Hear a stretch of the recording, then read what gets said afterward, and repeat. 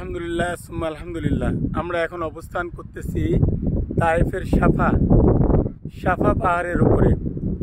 তায়েফের একদম পুরা মেঘ, চারিদিকে মেঘ আর মেঘ, মেঘে বেষ্টিত এই এলাকা।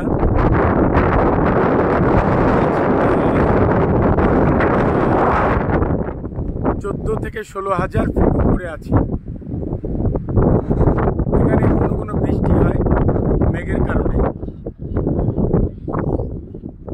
আমরা এখানে প্রায় 14 থেকে 16,000 ফিট উপরে অবস্থান করতেছি এখন। এটা হলো আল্লাহ রসুল সাল্লাল্লাহু আলাইহি ওয়াসাল্লামের নানা বাড়ি।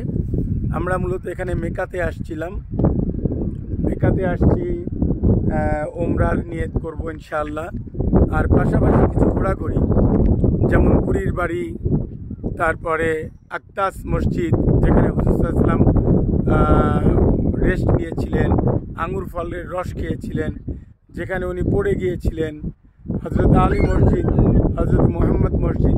আর আমাদের লাস্ট ঘোরাঘুরির জায়গা হলো এই সাফা পাহাড়।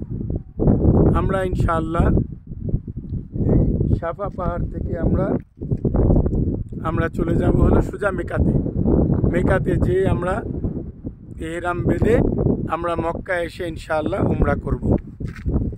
আসেন ভাবি, কারণ এখানে এখানে হাজি কম, যেহেতু হাজি কম বান্দর ডিস্টার্ব করবে।